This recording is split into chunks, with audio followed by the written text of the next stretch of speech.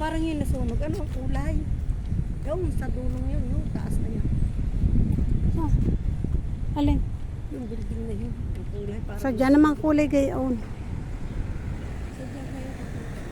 Oh, oliba. Ang ganda. Kaya nga, maganda yung oliba. Maagap na mapapanguna. Ari na doon dali. Puntong-punto na nagagal ko yun.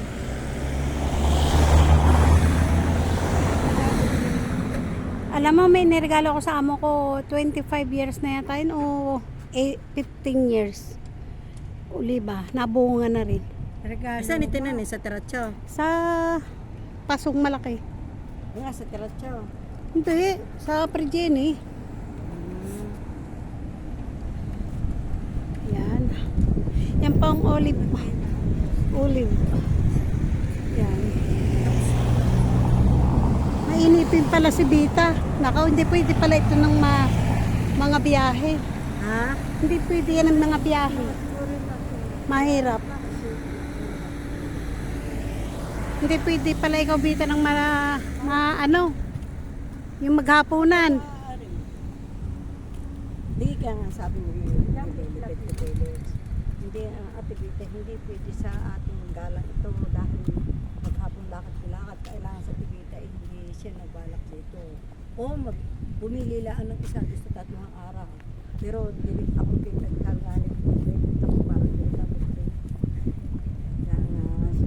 Hindi, tsaka mainipin. Hindi pwede. Tignan niyo yung langit oh, grabe. Babagsak na. Bagong magsak tayo nasa train. Aray, aray. Aray. Yan. Tingnan nyo yun oh. Ito informasyon.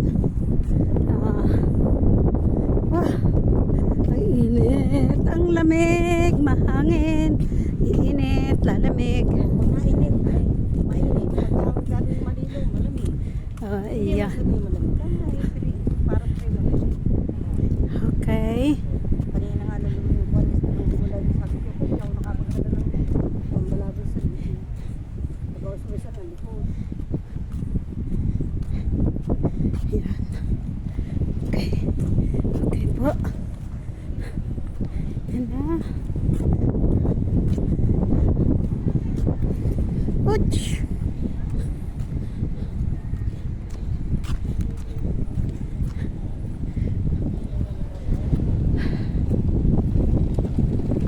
Ayan na.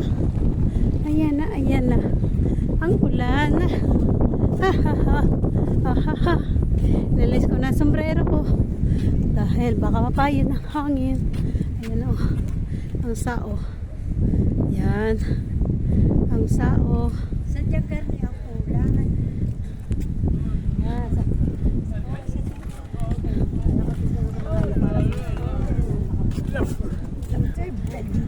Okay.